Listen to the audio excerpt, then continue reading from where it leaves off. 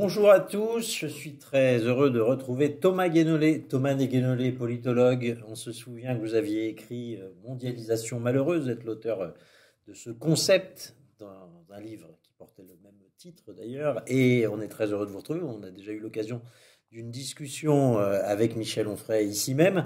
Cette fois-ci, vous nous venez pour un intéressant que sais-je qu'on ne saurait trop vous recommander puisqu'il s'agit du que sais-je consacré au souverainisme. Le souverainisme, je me suis dit que ça intéresserait Front Populaire. Oui. Voilà, oui, effectivement, ça ne peut intéresser que Front Populaire, enfin pas que Front Populaire, mais ça intéresse Front Populaire en particulier. Voilà.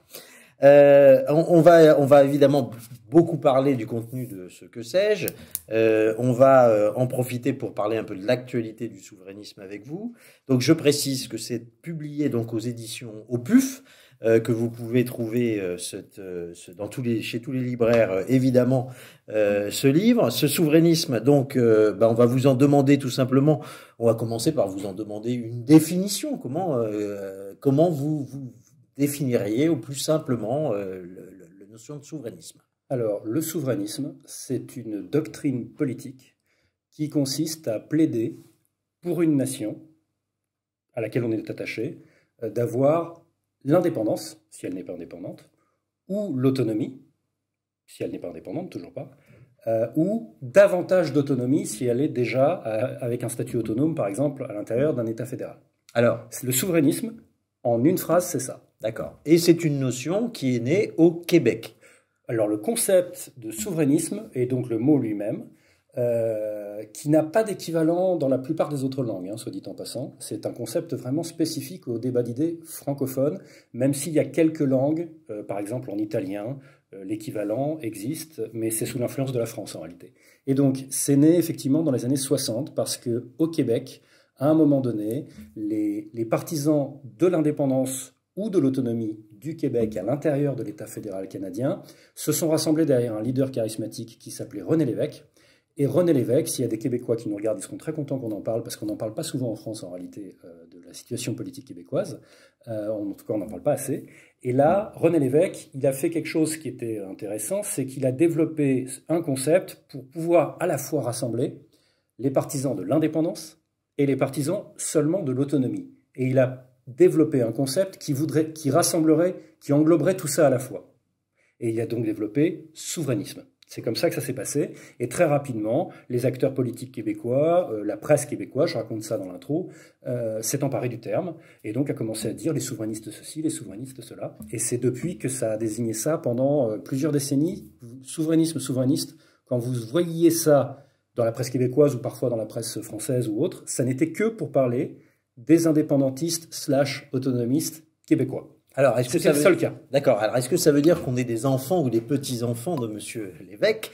Ou alors, est-ce qu'on trouve déjà des traces de souverainisme, des embryons de notions politiques? Moi, je me souviens avoir discuté avec Michel Onfray, qui a écrit un petit livre, d'ailleurs destiné à quelques abonnés de Front Populaire, qui s'appelait Cire de Soie, qui était un normandisme pour désigner qu'en fait, on pouvait être maître de soi-même, finalement, maître donc de son avenir, par conséquent. Alors, c'est pas Michel qui me contredira là-dessus. La notion de souveraineté sur soi, en réalité, est foncièrement un concept philosophique, et ça existe au moins depuis l'Antiquité.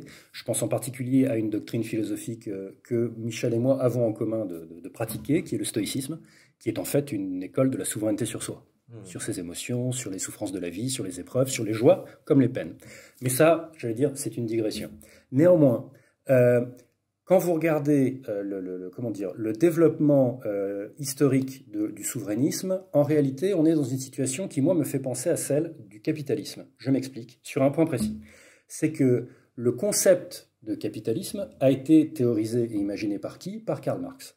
Mais le capitalisme, on est bien d'accord, et Karl Marx le dit lui-même, il existait avant que Karl Marx développe le concept et le définisse.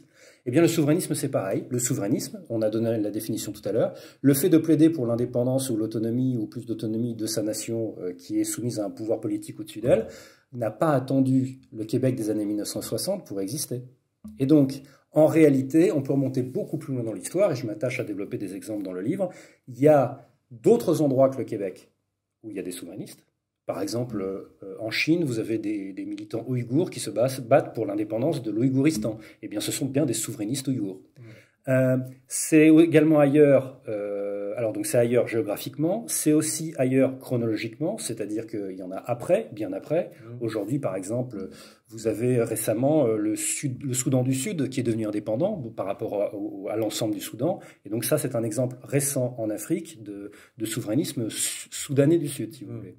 On peut aussi remonter dans le passé, très loin. Et là, par exemple, le premier cas sur lequel je suis tombé, le premier grand cas sur lequel je suis tombé, où indiscutablement on a un mouvement pour une nation, pour qu'elle existe indépendante face à un pouvoir politique qui est au-dessus d'elle, c'est la guerre d'indépendance des États-Unis d'Amérique.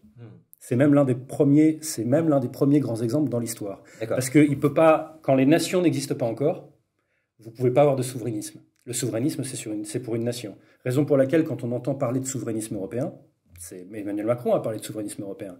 En fait, ça n'est cohérent d'imaginer ça que si vous considérez qu'il existerait une nation européenne. Donc c'est intéressant d'avoir ça en tête. D'accord, on va y revenir, ça fait l'objet d'une question spécifique, mais je voulais donc juste conclure sur cet aspect-là des choses, c'est que finalement, l'existence a précédé la formulation de la notion de souverainisme. Tout à fait, et c'est en réalité courant pour les concepts qui désignent des réalités dans l'histoire politique. C'est tout à fait courant. D'accord. Alors, en France, vous avez noté que le souverainisme apparaissait vous datez cela de 1999, on pourrait revenir... le concept. Oui, bien sûr. Le concept. Il y a deux dates différentes, effectivement. L'utilisation du concept de souverainisme en France, c'est 1999, campagne des élections européennes, la liste du RPF, donc Charles Pasqua et Philippe de Villiers. Ils font campagne en revendiquant, ce qu'ils font, c'est que sous l'influence de deux de leurs lieutenants, qui étaient à l'époque William Abitbol et Paul-Marie Couteau, ils ont l'idée, tiens, le souverainisme du Québec, c'est à peu près notre état d'esprit, à nous Français, vis-à-vis de l'Union européenne, à nous, liste RPF. Donc ce qu'on va faire, c'est qu'on va se définir comme nous, souverainistes, mais pas québécois vis-à-vis du Canada, français vis-à-vis de l'Union européenne. Et donc, quelque part, c'est le développement d'une argumentation de campagne électorale. Sauf que ce marketing politique a tellement bien fonctionné, essentiellement parce qu'il mettait un mot sur quelque chose qui n'avait pas encore de nom, mais qui existait. Le fait de vouloir retrouver de l'indépendance vis-à-vis de la construction européenne. Comme il mettait un mot sur les choses, ça a rempli un besoin du débat d'idées et du débat politique français. Et donc immédiatement, je raconte dans le livre que dans le débat d'idées, dans la presse, dans le débat politique, en à peine quelques semaines, quand eux sortent ce terme-là et le transposent en France, eh bien, il est adopté très rapidement. Vous avez Jacques Delors, au bout de quelques semaines, qui fait lui-même une tribune dans Le Monde où il parle des souverainistes, alors que le concept n'existait pas pour la France 6 mois avant. Et c'est comme ça que ça s'est installé. C'est ça qui s'est passé. En revanche, si on essaye, et là c'est pareil, si on essaye de trouver le premier cas de souverainisme dans l'histoire de France, c'est pareil que ce qu'on disait tout à l'heure. La pratique précède la théorisation. Et donc là, en l'occurrence, on est en 1940. La première fois, et c'est logique, la première fois que dans la nation française, il y a des souverainistes, c'est-à-dire des gens qui veulent militer pour l'indépendance de leur nation, eh bien, c'est la première fois de l'histoire de la nation française, je dis bien de la nation, pas forcément du royaume, de la nation, c'est quand, pour la première fois, elle est soumise à un pouvoir politique au-dessus d'elle, en l'occurrence, c'est l'occupation. Et c'est intéressant de voir que vous avez quasiment toutes les familles d'idées du souverainisme qui sont dans la résistance. Qui cohabitent dans la résistance. Qui sont dans la résistance. Et donc, je vous prends un exemple, je vous prends deux exemples les plus connus, trois exemples, allez. Le souverainisme du général de Gaulle, c'est une définition plutôt culturelle de l'identité nationale, une certaine idée de la France. Les communistes, c'est du souverainisme au nom de la révolution prolétarienne, donc c'est du souverainisme marxiste, c'est pas du tout la même famille. Et le Grand Orient, il y a eu énormément de francs-maçons dans la résistance, Brossolette, il y en a d'autres. Eh bien, cette famille-là aussi, eux, c'est plutôt du souverainisme avec une définition civique de la nation. Et tout ça, c'était dans la même grande mouvance, qui était la résistance, qui est en fait la première force souverainiste française de l'histoire. Oui, on pourrait même agréger une autre famille de souverainistes, c'était les Maurassiens. Il y a une partie des nationalistes maurassiens, on va dire, qui ne se retrouvaient pas du tout Je suis l'idée de compagnonner avec le Führer et qui ont rejoint. Oui, vous avez un très bon exemple de ça. Les gens ne le savent pas parce que ça fait partie des choses sur lesquelles on glisse un voile pudique, si vous voulez. Mais le général Leclerc, il était abonné au Journal de l'Action française et il était lui-même maurassien. Et pourtant, c'est une des grandes figures de la résistance. Et donc, certes, vous avez d'un côté Charles Maurras qui a fait l'apologie du régime de Pétain, c'est connu, mais pendant ce temps-là, vous avez un maurassien célèbre, mais pas célèbrement maurassien, qui était Leclerc et qui est donc un héros de la résistance, effectivement, c'est vrai. Alors, on peut dire la même chose d'ailleurs dans un certain nombre de familles politiques. Hein. Par exemple, le vote des pleins pouvoirs au maréchal Pétain, par l'Assemblée, par la Chambre des députés à l'époque, si vous regardez bien, on dit souvent c'est la Chambre du Front populaire. Sauf qu'en fait, toutes les forces politiques, sans exception, sauf les communistes, parce qu'ils avaient été déchus de leur mandat de député quelques mois avant, ils ont voté les pleins pouvoirs à une écrasante majorité. Tous les groupes, droite, gauche, tout ce que vous voulez. Donc voilà, mais c'est une digression, pardonnez-moi. Alors, on va être des étudiants appliqués, c'est pas les éditions PUF qui nous le reprocheront. Je vais vous demander de faire une différence, enfin préciser les différences entre des notions qui sont assez souvent brassées, assimilées, un peu malmenées, entre souveraineté, indépendance, autonomie. Alors, donc on parle bien des nations, puisque le souverainisme, je le répète, ça concerne la nation. Alors, la souveraineté, c'est un concept en réalité de droit. C'est un concept de droit international en particulier. La souveraineté, c'est la souveraineté de l'État. Bon, et donc la question c'est, un État est-il souverain ou pas? En droit international, un État est souverain et il est absolument souverain. Il a même, je cite un juriste qui s'appelle Jelinek, qui a une formule qui est célèbre chez les juristes, chez les non-juristes, on n'en a probablement pas entendu parler, mais il dit l'État a la compétence de sa compétence. C'est-à-dire que quand il est sur son territoire, il décide souverainement de ce sur quoi il est compétent. Et ce sur quoi il n'est pas compétent sur son territoire, c'est uniquement parce qu'il l'a décidé tout seul. Et il peut changer d'avis n'importe quand. C'est ça, être souverain. Et Jean Bodin, qui est le premier grand théoricien de la notion de souveraineté, de la notion de souveraineté, ne dit pas autre chose d'ailleurs. C'est la raison d'ailleurs pour laquelle, quand on essaye de définir des domaines qui seraient vraiment les attributs de la souveraineté et qui seraient le domaine régalien, en fait, les définitions varient selon les gens, selon les auteurs, etc., en disant ça c'est dedans, ça c'est pas dedans, etc. Mais c'est parce qu'en réalité, c'est l'État seul qui est compétent pour définir la compétence. Il a la compétence de sa compétence, pour citer encore une fois Jelinek. Et donc, la souveraineté, ce qu'il faut retenir, c'est ça. Et si un État, si vous êtes un État, vous êtes souverain.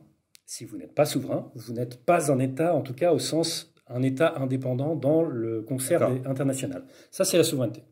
Ensuite, vous avez une notion d'autonomie et d'indépendance. L'autonomie et l'indépendance. Alors, l'indépendance, c'est précisément quand vous êtes un État et qu'il n'y a rien au-dessus de vous en tant qu'État. Un exemple d'État indépendant, ce serait, par exemple, je le citais tout à l'heure, les États-Unis d'Amérique, c'est un État indépendant. Tous les États qui ont un siège aux Nations Unies sont des États indépendants. Voilà. Vous n'avez pas, la Californie ou le Colorado n'ont pas de siège aux Nations Unies. Pourquoi? Parce que ce ne sont pas des États indépendants. Voilà. Dès que vous avez un État qui a un État au-dessus, un pouvoir politique au-dessus de lui, généralement, le cas le plus courant, c'est un État fédéral au-dessus.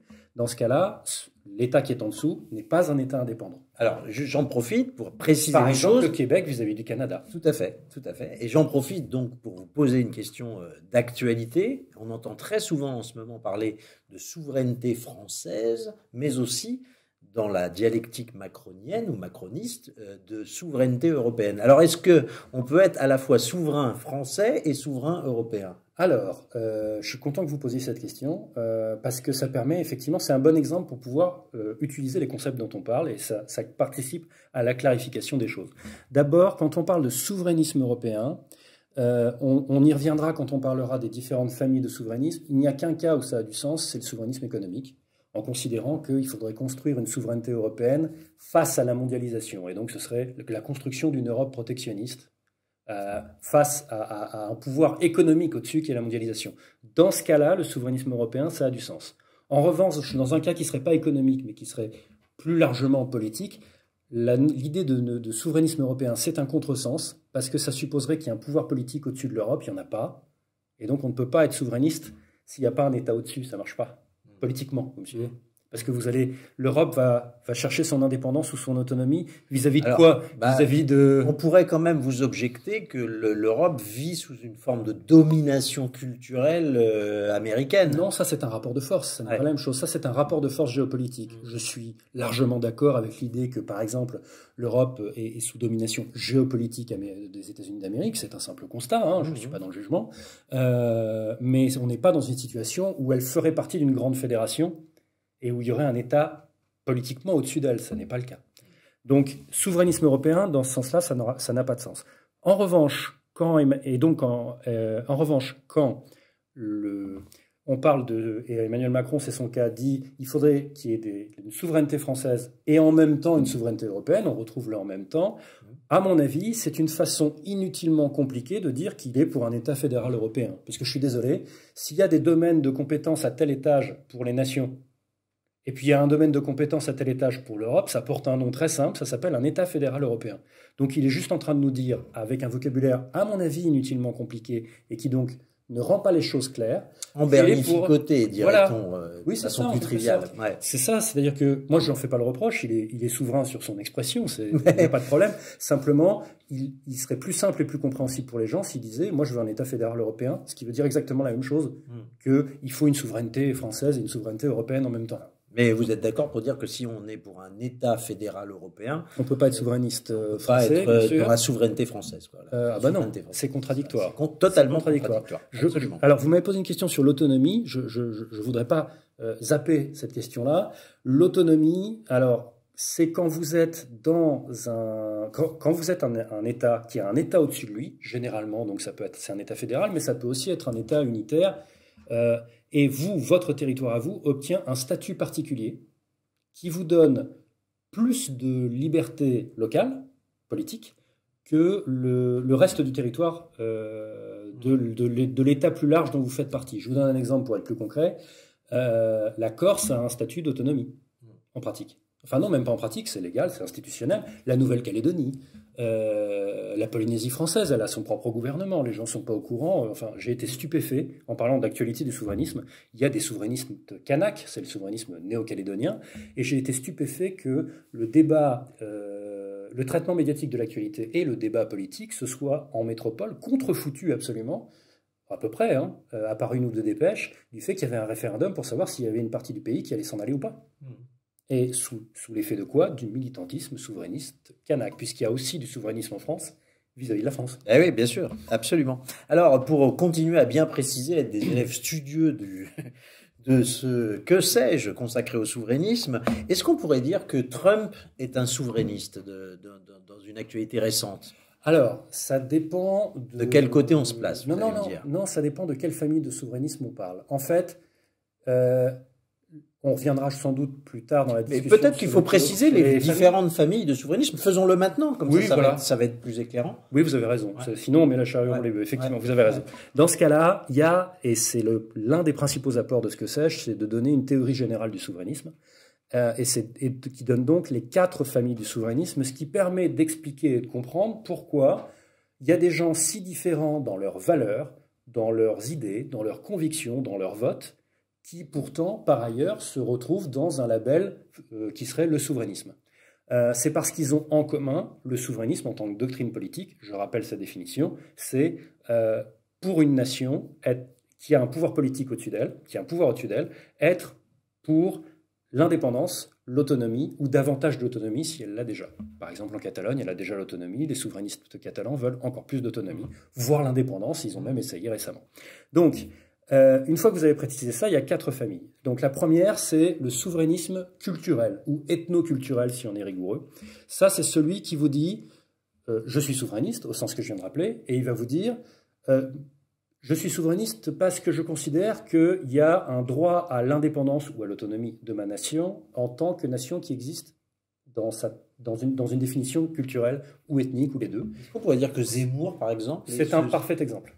En France, c'est le parfait exemple du souverainisme ethnoculturel, c'est Éric Zemmour, qui lui, effectivement, quand vous l'écoutez définir, quand il vous dit la nation est en danger parce qu'il y a ceci, cela, et notamment l'Union européenne, c'est le discours qu'il tient, il va vous dire parce que, et là vous êtes dans l'ethnoculturel tout de suite, parce que la langue, parce que les traditions, parce que les coutumes, parce que l'histoire, et le fait de définir la nation d'avoir une définition organique de la nation en disant quand il y a un État-nation, tant mieux de leur point de vue, mais en fait la nation existait déjà avant, on a juste donné enfin un État à une nation qui existait d'un point de vue organique, culturel, avec des traditions, des coutumes, etc. C'est une définition ethnoculturelle qui est par exemple celle de gens comme un philosophe qui s'appelle Herder, que je parle de ça dans le bouquin, qui lui a défini ça à l'époque où l'Allemagne n'existait pas en tant qu'État-nation, mais existait de son point de vue en tant que nation culturelle. Donc ça, c'est la première famille. Donc c'est effectivement Herder pour l'Allemagne, ce sont les souverainismes qui ont hongrois, tchèques, etc. à l'intérieur de l'Autriche-Hongrie, je raconte ça dans le bouquin, qui ont d'ailleurs fini par faire éclater l'Autriche-Hongrie en tant qu'empire, à force d'avoir des souverainismes culturels centrifuges. La deuxième catégorie... La Tchéquie aujourd'hui. Tout à fait, absolument. On peut considérer que l'éclatement de la Tchécoslovaquie pour devenir la Tchéquie et la Slovaquie, c'est un cas récent d'ailleurs, ça n'a même pas 30 ans, c'est un cas où effectivement on a eu un État, la Tchécoslovaquie, qui a été démembré par des souverainismes centrifuges, le souverainisme tchèque et le souverainisme slovaque, pour pas les nommer. Ensuite, vous avez une deuxième famille numéro 2 maintenant. Famille numéro 2, le souverainisme civique. Le souverainisme civique, lui, il vous dit la nation, ce n'est pas culturel. Il vous dit la nation, c'est un contrat social. C'est un contrat social, d'ailleurs c'est très rousseauiste comme définition de la nation. C'est un contrat social entre des individus qui veulent que cette nation existe et qui veulent en faire partie. Donc c'est une communauté de destin contractuelle. Le théoricien de ça, le premier grand théoricien de ça, c'est un Français, c'est l'abbé Sieyès, dans sa brochure « Qu'est-ce que le tiers-État » Et donc, en matière de souverainisme, un très bel exemple de souverainisme civique, mais la plupart des gens ne sont pas au courant, et donc j'explique ça dans le livre, c'est Gandhi. Gandhi, il est souverainiste indien, il n'y a pas trop de doute là-dessus, puisqu'il s'est battu quasiment toute sa vie pour l'indépendance de l'Inde vis-à-vis de l'empire colonial britannique. Et vous avez littéralement un de ses livres au début du XXe siècle, quand vous traduisez le titre, qui est un titre en hindou, le titre signifie Inde souveraine, donc on peut difficilement être plus clair. Et quand il vous décrit « voilà l'Inde qu'il faut mettre en place », il vous dit de manière extrêmement ferme qu'elle ne doit pas être fondée, la nation indienne, la future nation indienne souveraine, ne doit pas être fondée sur des critères culturels. Et en particulier, il ne doit pas y avoir une seule langue, il ne doit pas y avoir une seule religion, il doit y avoir plusieurs langues, et il doit y avoir un État laïque. D'accord. Alors j'ai envie de vous dire, et ça, Jean-Pierre Chevènement appartient à ce mouvement de souverainisme civique. J'allais vous le citer parce qu'effectivement, c'est le cas. Jean-Pierre Chevènement, c'est un cas d'école de souverainisme civique. Je peux vous en citer un autre. Que les souverainistes, j'ai remarqué ça en discutant avec des souverainistes de toutes obédiences, si vous voulez. Et il y en a un autre donc qui a fait un discours politique contre le traité de Maastricht. De mémoire, c'était en 92. À la tribune de l'Assemblée nationale, c'est Philippe Séguin. Et quand on écoute, quand on visionne ce discours, moi je l'ai revisionné je l'ai visionné parce que j'étais trop jeune à l'époque pour l'avoir vu à l'époque où il a eu lieu, mais donc je l'ai visionné et j'avais pour l'écriture du livre, et j'ai constaté que étonnamment, alors qu'en général les souverainistes de droite sont des souverainistes ethnoculturels, vous mentionniez Éric Zemmour tout à l'heure, mais on pourrait en citer d'autres après tout, De Gaulle, très bon exemple.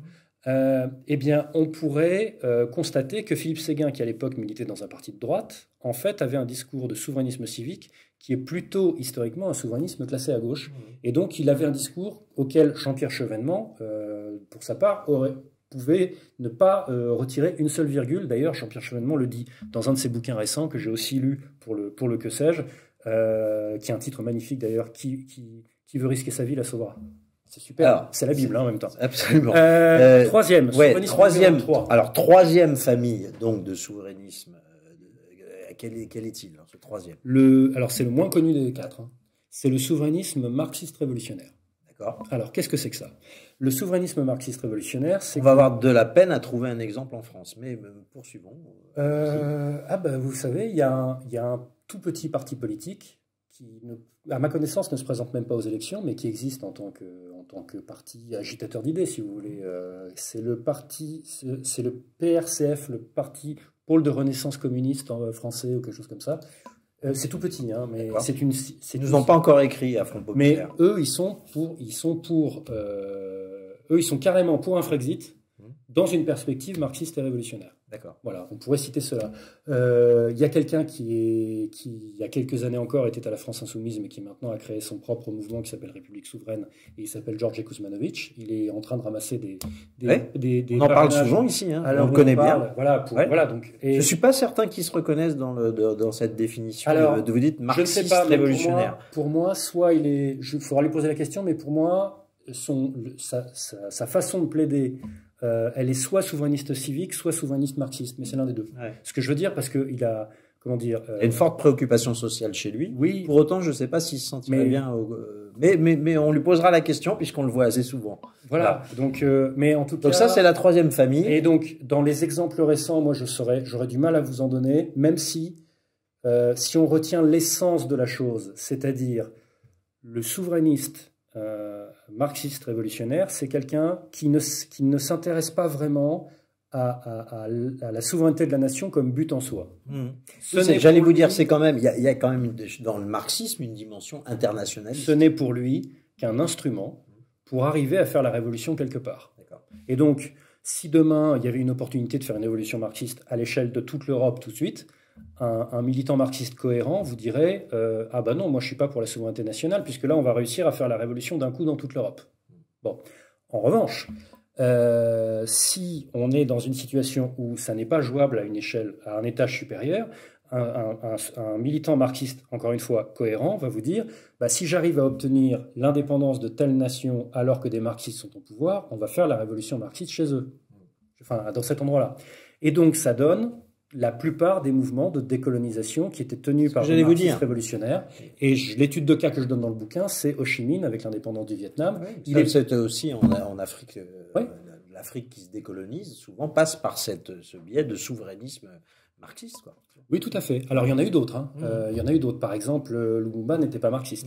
Il était socialiste, ça, il n'y a pas de doute là-dessus, mais il n'était pas marxiste au sens marxiste révolutionnaire, la révolution prolétarienne, etc. Et alors, la quatrième famille, il faut venir à la quatrième famille. Vous avez raison, c'est vrai. Je dis juste qu'en France, le souverainisme marxiste révolutionnaire, pour moi, le cas qui s'approche le plus, même si ce n'est pas complètement ça, ce serait Jean-Luc Mélenchon. Pourquoi ? Parce que quand il dit qu'il veut retrouver davantage de souveraineté nationale face à l'Union européenne, il n'est pas souverainiste jusqu'à un Frexit. On va pouvoir le qualifier de souverainiste modéré. Eh bien, Jean-Luc Mélenchon... À vos souhaits. Merci. Eh bien, Jean-Luc Mélenchon, en l'occurrence, lui, il vous explique de manière parfaitement claire que s'il veut davantage de souveraineté en France, c'est pour pouvoir faire la révolution citoyenne et faire un changement de système qui est clairement d'inspiration marxiste. Lui-même, d'ailleurs, ne s'en cache pas, il n'est pas communiste, mais il revendique d'être marxiste. Absolument. Et donc, dans ce contexte-là, c'est lui qui se rapproche le plus de cette famille en France. Et donc, vous avez la quatrième et dernière famille, le souverainisme économique, qui présente deux particularités. La première particularité du souverainisme économique, c'est que c'est la seule des quatre familles à être compatible avec les trois autres.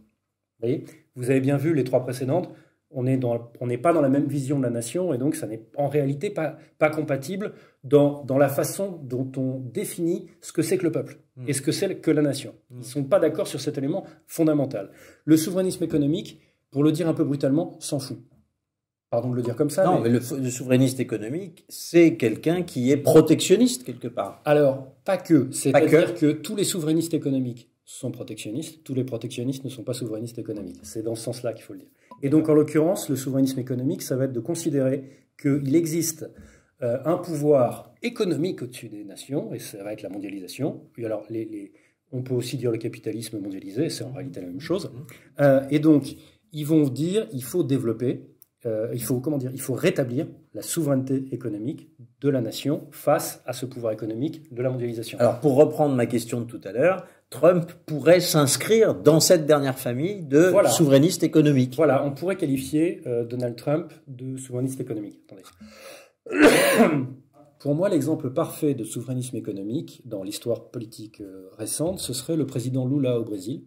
Parce que ce qu'il a fait, c'est qu'il a mené systématiquement une politique d'accroissement de la souveraineté nationale brésilienne sur l'économie du pays. Ce que je veux dire par là, c'est qu'il a mis en place des barrières protectionnistes de diverses sortes, ce qui fait qu'il a provoqué d'ailleurs une augmentation des prix à la consommation sur les produits importés, ça c'est pas contestable, mais aussi une remontée de l'emploi local, Mhm. puisque les produits locaux redevenaient compétitifs face aux importations qui étaient surtaxées. Et puis, il a provoqué aussi des mouvements par des multinationales, notamment, c'est le cas d'Apple, par exemple, qui ont négocié, mais attendez, moi, je suis prêt, si c'est ça, moi, ça devient économiquement rationnel pour moi, de délocaliser, enfin, d'installer chez vous une usine destinée au marché brésilien, parce que sinon, avec vos taxes à l'entrée, moi, je m'y retrouve plus. Absolument. Et donc ça, c'est Lula. Et en France, alors même si il a renoncé récemment à être candidat à la présidentielle, un souverainiste économique, ce sera Arnaud Montebourg. Alors, on vient de définir assez précisément les 4 familles du souverainisme. Il y a quand même dans le débat public certaine acceptation maintenant du mot souverainiste. Il est sorti un peu du ghetto. Peut-être que Front Populaire, d'ailleurs, a aidé à faire comprendre que c'était pas le diable, le souverainisme, que c'était quelque chose qui était parfaitement audible à des esprits éclairés. Et en revanche, il y a un mot qui reste totalement proscrit dans le débat public, c'est nationaliste.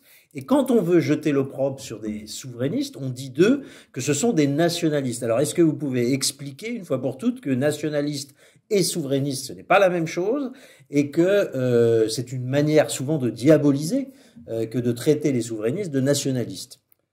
Le mot nationalisme, il a un certain sens dans le langage courant. C'est en gros une forme agressive de patriotisme qui est très haineuse envers tout ce qui est étranger et qui est donc foncièrement xénophobe, voire belliciste, etc. On pense à des choses, à des phénomènes comme Hitler ou des choses comme ça, pour mettre les pieds dans le plat. Ouais. Et puis il y a le sens que lui donnent les sciences humaines en général et la science historique en particulier. Et dans ce cas-là, ça n'est pas du tout le même sens, c'est-à-dire que le nationalisme, quand vous regardez des manuels d'histoire, le nationalisme, c'est un phénomène qui consiste à militer pour l'existence d'un État pour une nation quand il n'existe pas encore, ou pour la préservation de cet État-nation quand il existe. C'est tout. L'Italie, par exemple, de la fin du 19e siècle, se bat pour l'unité italienne. Ce sont des nationalistes italiens. Oui, c'est d'ailleurs le meilleur exemple qu'on puisse trouver pour illustrer ce que je vous dis, c'est-à-dire que quelqu'un comme Garibaldi, par exemple, qui est le héros de l'unification de l'Italie, c'est, à l'époque, on l'appelle nationaliste italien, parce que c'est pas péjoratif à l'époque de dire ça, mais la science historique le qualifie aussi de nationaliste italien. En revanche, dans le débat politique, quand on vous traite de nationaliste, c'est juste l'étape d'avant de vous traiter de nazi, quoi. En fait, le mot nationalisme dans le vocabulaire politique courant, j'ai bien dit courant, donc le débat politique, le débat médiatique, etc., a changé de connotation et même de sens après la Seconde Guerre mondiale.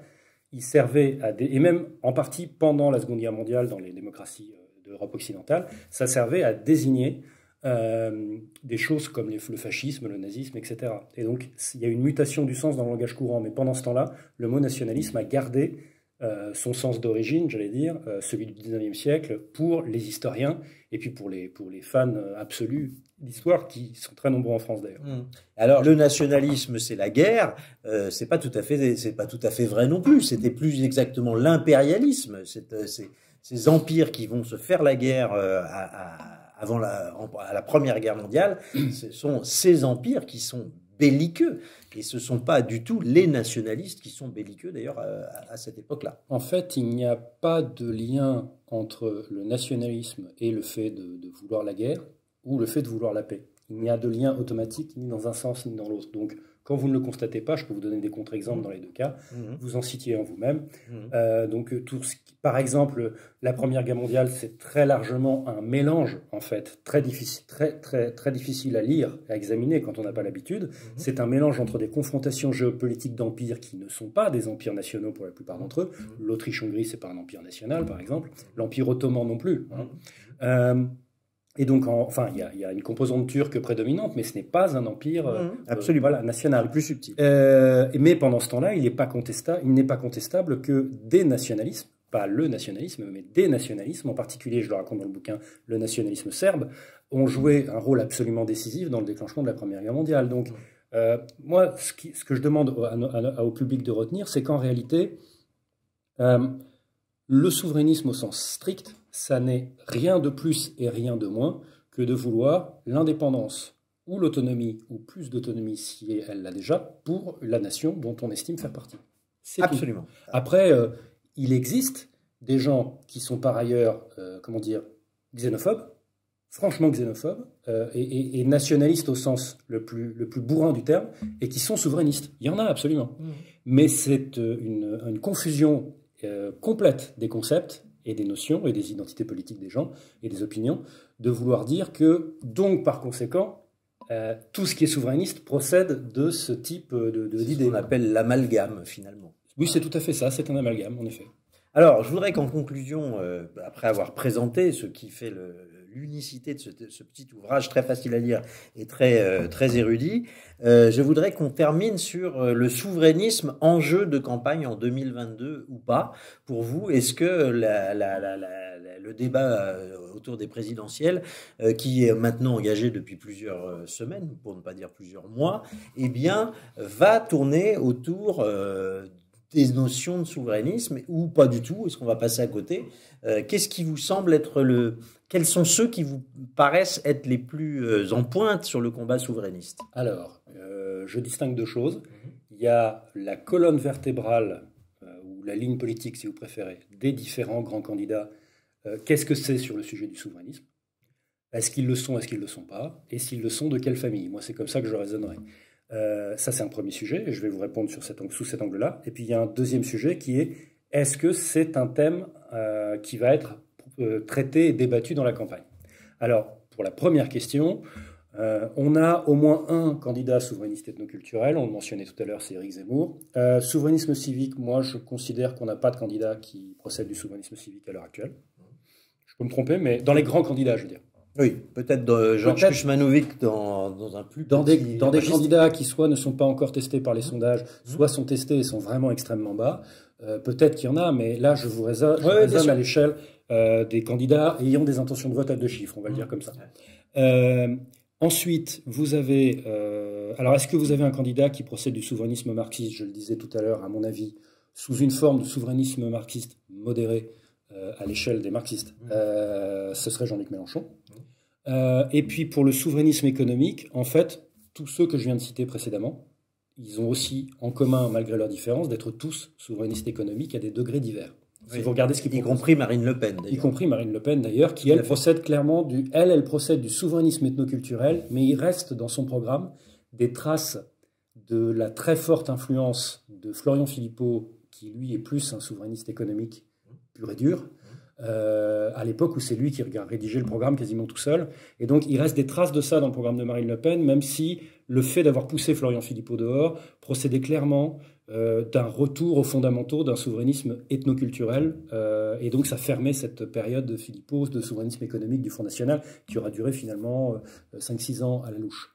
Et donc, ceci pour dire que voilà où on en est sur la répartition de l'offre, j'allais dire, politique pour la présidentielle. Après, je ne voudrais pas terminer l'entretien sur une note déprimante, mais sur le fait qu'il y ait des débats dans la présidentielle, que la souveraineté du pays, sa souveraineté politique, économique, tout ce que vous voulez, soit un enjeu du débat de la présidentielle. Je vais vous dire, je ne pense pas que ce sera le cas, mais je pense que la plupart des thèmes importants politiques, en fait, ne seront pas traités.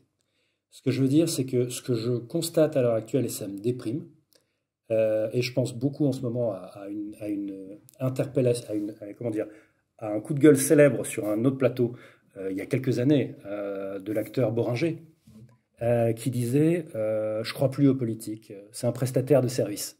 Vous vous souvenez de ça? C'est célèbre. Et je repense souvent moi, maintenant à cette phrase. Je vous le dis avec beaucoup de peine parce que j'ai vraiment eu très très fort la foi dans la politique, au sens la vie politique, les candidats, etc. Et dans mes activités de politologue et puis de conseiller politique pour des personnalités politiques, et puis même dans mes propres engagements, j'ai vu ces gens-là de près. Et je suis arrivé à la même conclusion que Boringer, c'est-à-dire que moi, ce que je constate en ce moment dans la campagne présidentielle, c'est que je vois défiler de manière très ennuyeuse des messages publicitaires de prestataires de services, et j'ai l'impression qu'en tant qu'électeur, on me demande d'arbitrer entre des assureurs. C'est un peu la même chose. Moi, je vous vends ça. J'ai l'impression d'arbitrer entre des opérateurs téléphoniques. D'accord. C'est pas contre eux, hein, c'est la classe politique. Est-ce que ça ne veut pas dire que la sincérité a cédé le pas, finalement, à une certaine forme de professionnalisme politique? C'est un peu ça. Non. On a abandonné un peu le combat sincère. Je pense pas que ce soit ça, parce que comment dire, je pense que le problème est ailleurs. Je pense qu'en fait, et là-dessus, je pense que Michel serait d'accord sur cette dimension plus philosophique de la chose, c'est que le consumérisme a tout contaminé dans notre société, de ce que Régis Debray qualifierait pour sa part de tout à l'ego. Mais le consumérisme ayant tout contaminé, l'offre politique nous traite comme des consommateurs.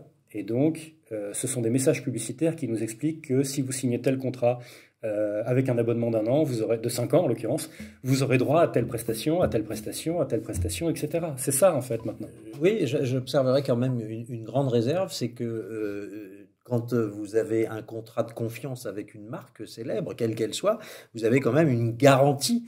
Vous avez, si l'appareil ne marche pas, eh bien, il vous est remplacé, changé, etc. Alors que le personnel politique, s'il ne remplit pas... C'est une déclaration récente, c'est un gag vidéo récent de Xavier Niel qui a parodié les présidents de la République en faisant une allocution en disant « Moi, mes engagements, je les tiens ». Et il parlait en tant que président d'une grande marque d'opérateurs téléphoniques. Tout à fait. Force est de constater que si on compare les engagements tenus par Xavier Niel en tant que patron d'un opérateur téléphonique et les engagements tenus ou pas de François Hollande, Emmanuel Macron et compagnie en tant que président, bah c'est vrai. C'est vrai. Mais c'est vrai qu'on n'a pas d'obligation contractuelle de tenir ses promesses. Voilà, on n'a pas. Quand on est mais ça devient, ça devient un problème politique grave de ne pas avoir, comment dirais-je, d'obligation de tenir ses promesses. Et d'ailleurs, c'est régulièrement repris par la France insoumise, dit assez souvent, il faut, et Michel Onfray le dit aussi à son tour, le référendum révocatoire. Non, il faut être dans ce que l'on appelle le mandat impératif, c'est-à-dire si on vous confie les clés du magasin, du magasin du pays, pour procéder à telle réforme, il faut qu'elle soit conduite. Sinon, on est dans l'obligation ou on est dans le devoir de vous révoquer. Alors, ça changerait vraisemblablement beaucoup les usages. Je suis content que vous parliez de ça. Je fais une suggestion pour aller plus loin, mais dans le même sens. Moi, je suis radicalement partisan de la démocratie directe. Et donc, en l'occurrence, je pense que partout où on peut trouver une façon de faire qui nous dispense d'avoir à arbitrer entre des politiciens professionnels, il faut trouver une façon de faire autrement. Et donc, je suis pour l'extension massive, mais vraiment massive, c'est-à-dire en tout domaine politique, du RIC-Carl, c'est-à-dire le référendum d'initiative citoyenne constitutionnel, abrogeant, révocatoire et législatif. Voilà. Les partisans de cette mesure connaissent bien ce double sigle. Et je sais que chez Front Populaire, il y a beaucoup de gens qui sont fans de ça, et je leur dis que là-dessus, on est en complète harmonie. Par ailleurs, moi j'irai plus loin, je pense qu'on devrait arrêter d'élire des assemblées, quelles que soient les assemblées. Assemblées pour les législatives, pour les régionales, pour les municipales, etc. Nous élissons, la seule élection où on n'élit pas une assemblée, c'est la présidentielle. Pour toutes les autres, on élit une assemblée. Et moi, je pense qu'on devrait arrêter d'élire des professionnels politiciens, on devrait tirer les assemblées au sort. Et on aurait donc des citoyens. Et quand un tirage au sort est fait sur un éventail assez large de la population, ce qui est le cas quand on tire au sort dans toute la population, la théorie statistique est très claire là-dessus, ça pour le coup c'est une de mes spécialisations, on vous retrouvez avec une assemblée qui est représentative de la population dans toute sa diversité, d'idées, de conditions sociales, etc. Et donc vous aurez enfin des chômeurs, des jeunes, des vieux, tout ce que vous voulez. Qui manquent cruellement. Et des gens qui ont des idées qui ne sont pas dans les assemblées à cause des tripatouillages de mode de scrutin. Et donc moi je pense qu'il faut arrêter d'élire les assemblées. Il faut les tirer au sort. Et c'est pas la Grèce antique qui me contredira là-dessus, puisqu'à Athènes, tous les postes importants étaient tirés au sort, sauf le patron de l'armée. D'accord. Le stratège qui était élu. Alors, c'est un autre débat qu'on pourra poursuivre une autre fois avec vous, Thomas Guénoli. On est toujours très content de vous recevoir. Je rappelle donc que vous êtes l'auteur chez PUF de ce Que sais-je sur le souverainisme. Voilà, où tout le monde a intérêt à se plonger dans l'exposé de ces notions. Que l'on soit étudiant ou pas, ça n'a aucune espèce d'importance. On a vu ce soir, à travers les 4 définitions que vous faites des familles de souverainistes, qu'elles se complètent bien, mais qu'elles ne se rejoignent pas en tout domaine. Donc c'était absolument indispensable. Et je vous remercie d'avoir éclairé nos lanternes sur la plateforme de frontpopulaire.fr. Merci beaucoup Thomas, à une prochaine fois. Je vous en prie, toujours un plaisir.